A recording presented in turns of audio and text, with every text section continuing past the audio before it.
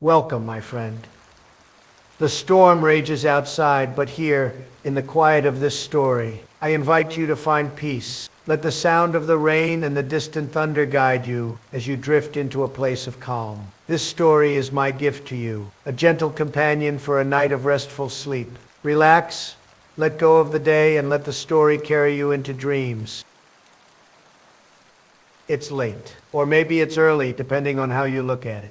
The night shift, it's always the quietest, most isolated time to be in a hospital. Most of the staff is on call, and the halls are almost empty. It's just me, night security, wandering these long, sterile corridors, checking rooms, ensuring everything is locked up, and making sure no one's sneaking around. It's a simple job, nothing extraordinary. Most nights, the worst thing I encounter is a misplaced wheelchair or a door that won't lock properly. Easy enough. But tonight feels different. The air is thick, oppressive, and the silence of the hospital is almost too quiet. I've been walking this same route for months now, and never once have I felt uneasy. But something about tonight is making the hairs on my neck stand up. Every creak of the building feels louder than usual. Every flicker of light feels like a warning. I pass by the patient rooms, scanning them quickly.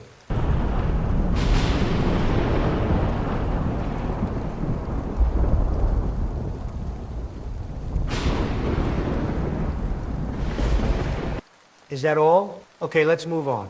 Thanks God. And then I stop. Room 312. It's the one that gives me chills. The room is almost too dark. No light coming from under the door like the others. I pause for a moment, just staring at it. Not tonight, I mutter under my breath, trying to push the unease down. But my feet don't move. I've passed this room 100 times.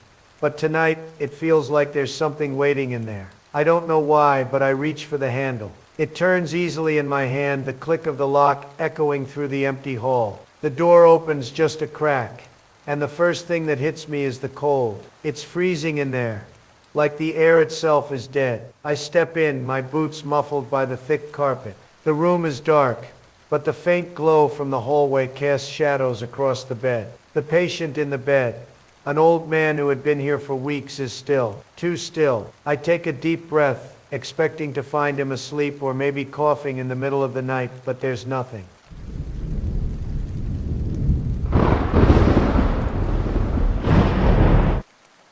Now I can continue the story. Go on to the story. I move closer. He's dead. His face is pale, the skin stretched tight over the bones, his eyes wide open, staring at nothing. I freeze. I don't know why, but I can't move.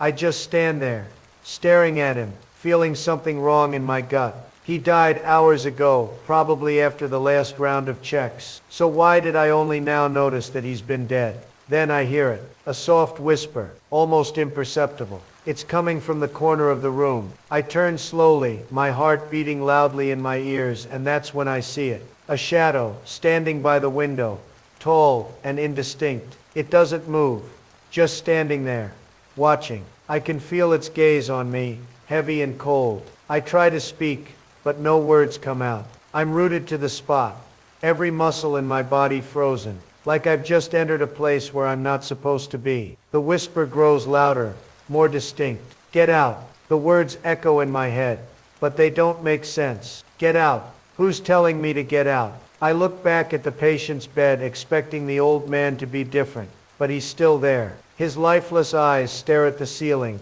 unblinking, unfocused. The shadow in the corner of the room is still there, unmoving, watching me. But there's something different now.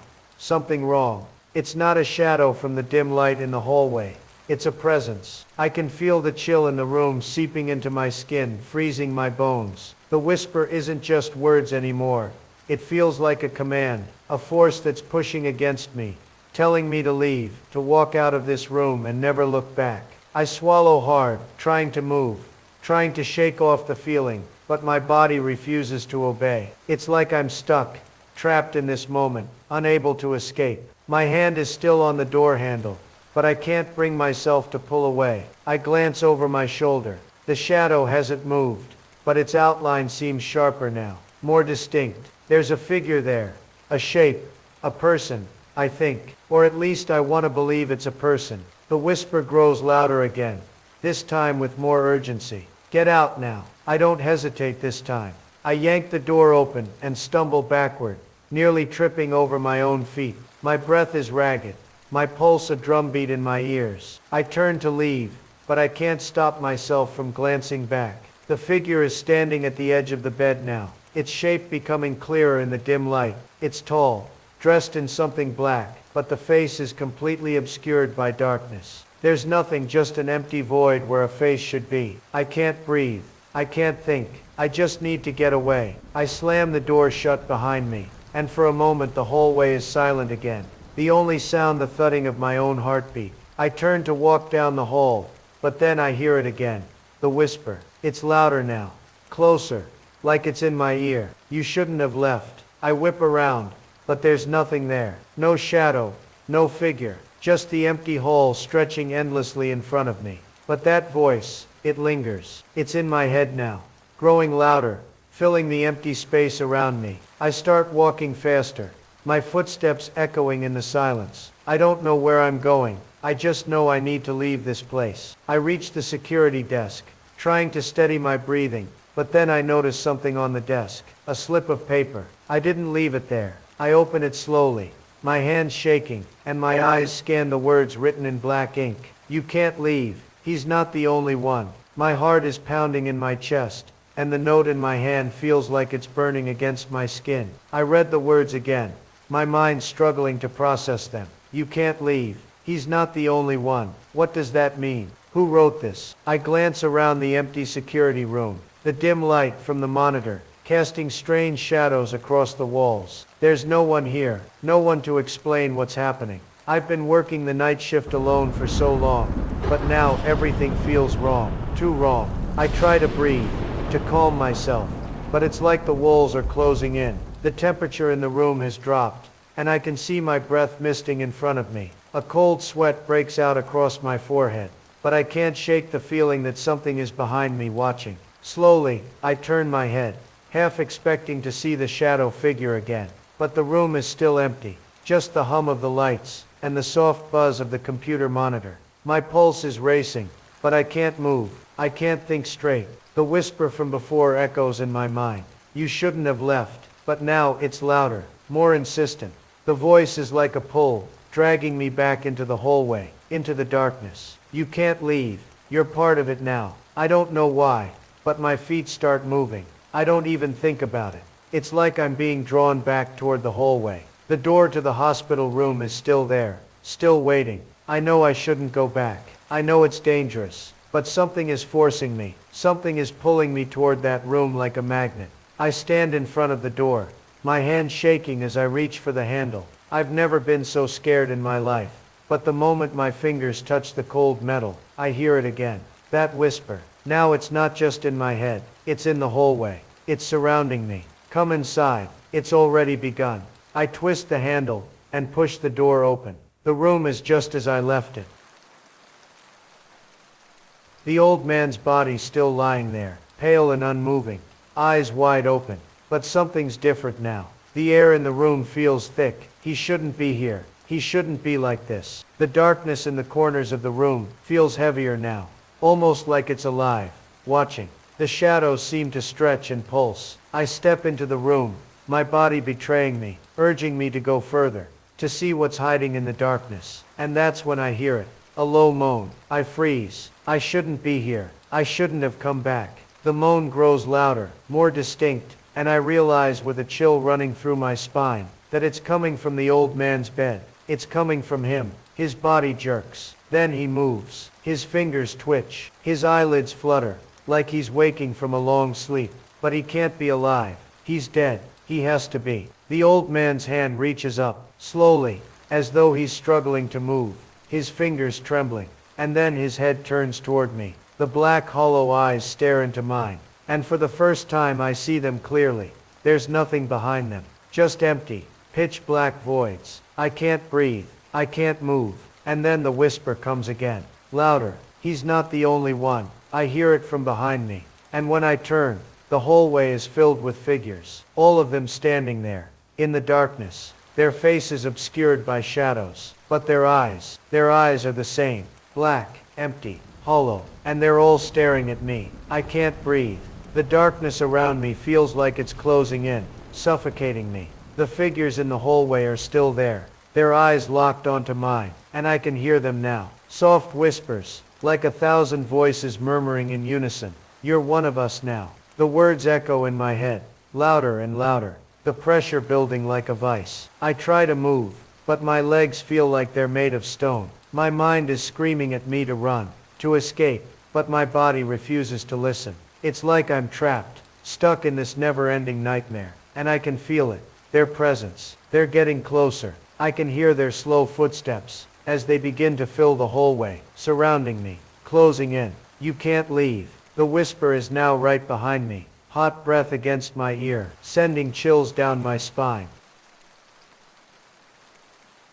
I spin around, but there's nothing there, just the empty hallway. The door to the office is behind me, wide open, and I know I have to get out of this room. I know I have to run, but as I take a step toward the door, something holds me back. A hand. A cold hand grips my wrist, its fingers tight and unrelenting. I try to pull away, but the grip is too strong, pulling me back toward the bed, toward the old man. I look down at his face, and I see it, the smile, a twisted, horrifying grin stretching across his face. His eyes still black as pitch, but now there's something more. Movement. His mouth opens wide, impossibly wide, as though he's about to speak, but no words come out. Instead, a sound like nails, scraping across metal, like the walls of the room themselves are being torn apart. The whispers intensify, overlapping, growing louder until it's all I can hear. You're part of it now. I try to scream, but no sound comes out. My vision blurs, and the figures in the hallway step forward, filling the doorway, their black eyes watching, waiting. I feel a cold wave wash over me, like ice water, creeping through my veins, freezing me from the inside out. I'm trapped. The bed creaks as the old man's body shifts, slowly rising. His movements are unnatural, jerky, as though he's being controlled by something else, something dark. He stands, towering over me, his hands reaching for me, his fingers stretched wide. It's your turn. The words come from him, but it's not his voice. It's a chorus, 1,000 voices, all speaking at once, all coming from the same mouth. I feel the grip on my wrist tighten as the room spins, the walls closing in. My heart races as the darkness presses against me, choking me, and the old man's face inches closer, his grin impossibly wide. I can see the emptiness in his eyes, the black voids, and I know that whatever this thing is, it's been waiting for me. And then I hear a sound. The door to the room slams shut. The darkness around me deepens. I'm trapped in here with them, with it, and I know there's no escape. The last thing I feel is the cold breath against my face, and then everything goes black. I don't know how long I've been here, how long I've been trapped in this suffocating place, surrounded by nothing but the cold, the dark, and the whispers. Time has no meaning anymore. Every minute feels like an eternity, but there's no escape. The walls close in tighter, the figures surrounding me, all staring, their eyes black and empty, just like the old man's. I can't remember when I last moved, when I last spoke, but I hear it now, the voice. It's louder than before, a low, deep hum in my head. It's not just one voice anymore.